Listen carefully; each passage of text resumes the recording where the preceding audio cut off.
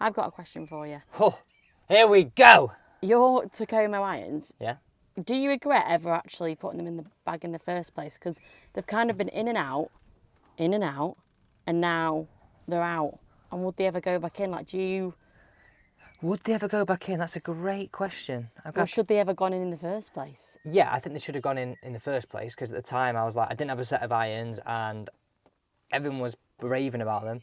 Do regret it. There are some things about them I do regret slightly. So, we're going to talk about this. This is the par 5 fourth. We're going to play this entire hole with irons only. So, let me show you the ones I brought away. I've not brought the full set away, because, you know, baggage allowance is just freaking expensive, right? And it's crazy. I'm taking a set of golf clubs away. Where have we gone? So, I had these ones. The ones that I used are the 101T. So Wow. these are the hollow head design, but slightly smaller, more players style look. Okay. Well, we're going to start with 5 irons. Let's start with 5 iron, right? I know what you mean about the glare, but it's not something we struggle with in Manchester. No, that's very true. I mean, look at that, Em. Look at that. I can stand there all day, I know. but no one wants to see me stand here all day. No. I kind of want to know, like, what made you put it in your bag? Yeah, I reckon. And then what's now made you take them out of your bag?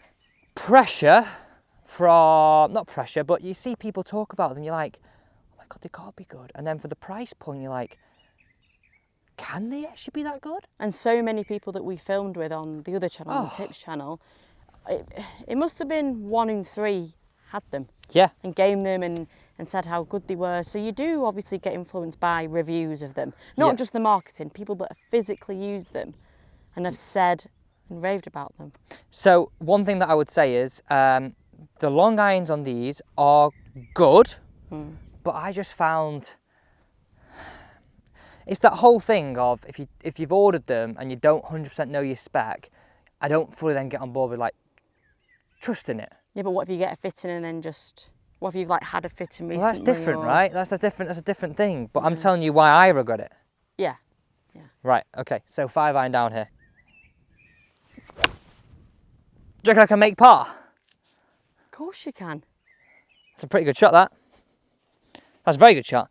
So yeah, I just found that the long irons, they were good, but on a consistent basis, I just found that sometimes one would go further than the other. And you might be thinking, well, Alex, right, that is surely you. Yeah, it does have a part to play, I guess, but my whole thing is, right, it's a direct-to-consumer brand. Now, I don't know the brand, but from what I've read, and guys, please correct me if I'm wrong here, I always worry about, how can I put this? I'm just putting this out there, and this is the reason why, okay, you go and get your clubs fitted and built in front of you, it's slightly different. So yeah, my worry would be that, essentially, the quality control aspect, especially in longer irons. Longer irons are hard to hit, so the lofts are like slightly out, that is going to affect your performance. Yeah. This is like a blooming carpet here. Okay, and this is my next point, I'm going to hit 7 iron now, is that, and this is probably more down hollow-headed irons in general, I just don't like the feedback you get. I don't feel you get much feedback of like where you've hit it. So like, I'd hit a shot going back to when I was sitting on the tee of like, that one might have gone far, that one might not have gone far. I thought sometimes, because you can't get much feedback of where you took it on the face, I'd be like, oh, hit that one good. So what would you normally get? Well, let's say, for example, I'm not saying this because these are Mizuno, but let's just, in fact, let's use a completely different iron. Something like this, Proto Concept, not even hit these yet, but I'm saying these aren't hollow-headed. I would imagine you would get a lot more feedback from where you've hit it. So if you know you got it good or you know you got it bad. Sorry, but as someone that doesn't really play that much golf, what feedback do you mean? So like, when I hit mine wrong, I know I've hit it wrong. Why though?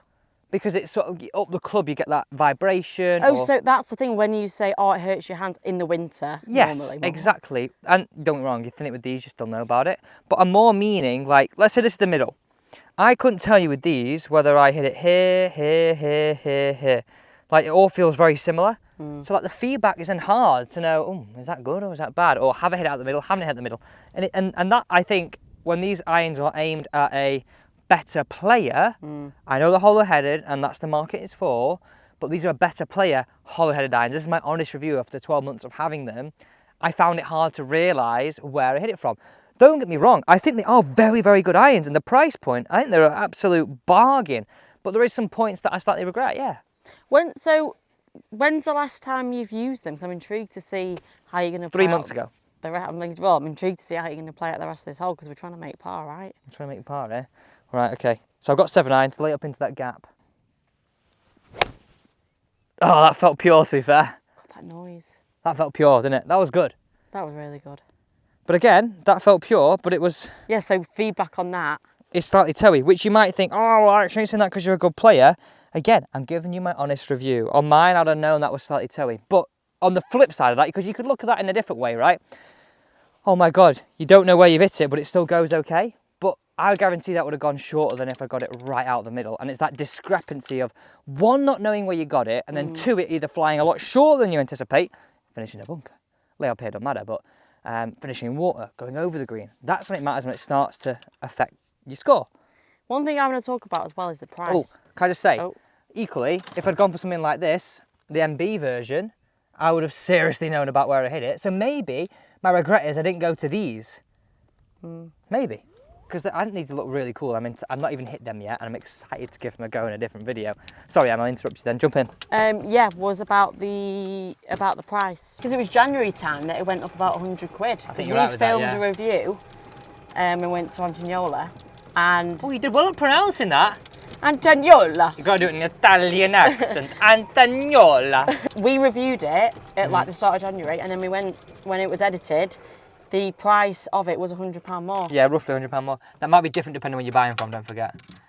Because this is the thing, because they're direct to consumer. So that was on their website. Yeah, but right. So you put your order in, and this has come from somebody that I know very well within the golf industry. You put your order in to Takomo, a Finnish company. Apparently, they don't even touch the irons. They don't even touch the stock. That order goes straight to, I'm saying China because I'm guessing they make them in China. Let's just say their factory. Yeah, yeah. That order goes straight to their factory, and then those irons get sent straight from the factory to the person. It's essentially drop shipping. So they don't even see it? Apparently not. Apparently not. So they don't even see it. So going back to that quality control thing, like, how was the quality controlled? Wait, so where's the Finnish bit come into it? Because they're a Finnish brand, and this is the clever thing. Obviously, everybody hears Finnish and thinks class, pristine, quality. It is. Yeah, and that's everything that stands for. So it's very, very clever in that because, yeah, essentially, from what I hear, they are direct to consumer. They don't even touch the stock. It comes straight from the factory. So my point being is, if import taxes change, that could have been the point in the price. But equally, you could pay one price in America, one price in Spain, one price in Portugal, or one price in Europe, and then obviously the UK. Yes. Now we're getting into politics now. Let's not go there. Right, okay, so you know what? That was a good 5 iron off the tee, good 9 iron. I often think, why not just play a par 5 like this? Don't hit bloody driver. Don't go there. I've said this before to you. We were at the 17th at Mottram, and I think I can't remember what we were testing something the other week, and I was like, why don't you just play the safety option every time on that type of hole? It's a real dog leg to the right, isn't it? Yeah. So, but then you never do. You just bomb it with driver. Yeah, we all do it. Yeah. Okay, we got 130. Let's see if we can get this in close then. So, by the way, has anybody had a set of Takomos and... It'd be interesting to know as well what they originally paid for it compared to now. What you originally paid for it and you still like them? Because people will be out there and love them. Do you not think it's a bit of kind of... we filmed with a guy called Jake, and he bought second hand, then he went to Como, and now his next is to go and get like a Mizuno or a Callaway. I do think people will leave the brand at some point. It's not a club you'd keep forever and have for like No, let's take years. Ping, right? Not a brand we got in that bag there, any of them. And that's a brand once you go to, you probably stay with forever. Just the way they are. But maybe because Takomo are new, it'll take a while for that to be the case. Right, let's stuff it in here close, Ems. That's where we aiming here. Straight at it. Oh. Bit of a pull. Bit of left, yeah, it's gone left. Stop, stop, stop. Spin eye, it's all right. Bit above my feet, I didn't aim enough right. It's on the green. It's about, what, 20 foot, is it? Yeah, Am I being nice though. there? Come on, I played good yesterday, so I've got to give you a bit of a sulk when I don't hit it inside of 3 feet. We played with Scott Hend actually, which is mad to hear his insight. Like, I don't know if you heard this, right? Because obviously we've been taking lessons, and this is, I want to bring this up in this video, just very, very briefly, just on a little bit of a side note. And he was saying like quite opposing things to like what other people tell you. Like he said, oh, most clubs I've got to try and really hit up on, no matter what it is. Whereas like, I had lessons of Anders and I'm trying to not hit up on it as much. And I think what happens here is because these guys are such good players, their views on stuff is more down what really helps them. But also, this just shows that there is more than one way to play golf. You don't have to be, oh, I've got to be this exact model. No. So taking that to a set of irons, look at that shot there. It's not bad, is it really? Smashed it. So taking this to like a set of irons, somebody will buy those set of irons and think, oh my God, they're the best thing since sliced bread. Equally, people will have bought Takomos and gone, oh my God, they're shocking. Yeah. So this is why I think it's good to give you an honest review of exactly how I feel. If I look at it as an overall, I give them like a 7.5, 8 out of 10. I think they're great, but there's just a few things that I regret about them. So if you tap this in, you're getting birdie. Don't sound so surprised. Tap in, this is going to be slick. Is it about 20 feet? I'm not good with You that. just get on the green and say everything's 20 feet. I know. This is probably about, probably not far off, if I'm honest. Maybe Okay, 20, so I'm right then. 18. So I'm right then. Can't possibly confirm or deny that. What are you thinking? Thinking it's quick. What's going through your head? It's quick, it's downhill, it's left to right. Don't move anywhere near as much as I thought.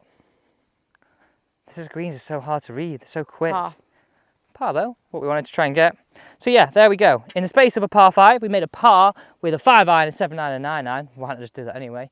But let's go back to the start of my Ashley. You said, like a bit of a summary, why you put them in the bag in your first place. Love the price. I was inquisitive about why everybody's raving about them. Which is completely fair enough. Yeah, and I think I thought the right ones. What I didn't like is the feedback. And I always question like that quality control aspect. Like, if they don't touch the product, how can they test that? And again, they might have an answer for this, and I'm just putting that out there into the ether. But it's something that I think. And should you have potentially gone for the MB ones? Yeah, I think maybe I should have done, and that's not me being big-headed. I'm just thinking I might have got a bit of better feedback, and it would have been a closer option to what I ended up with when I got fitted. So you'd be big-headed then? If you say so. If you say so. But anyway, thanks for watching. Let us know what you think of this. And if you have them, if you have Takomos, what did you think? Love to know. Yeah, thanks for watching.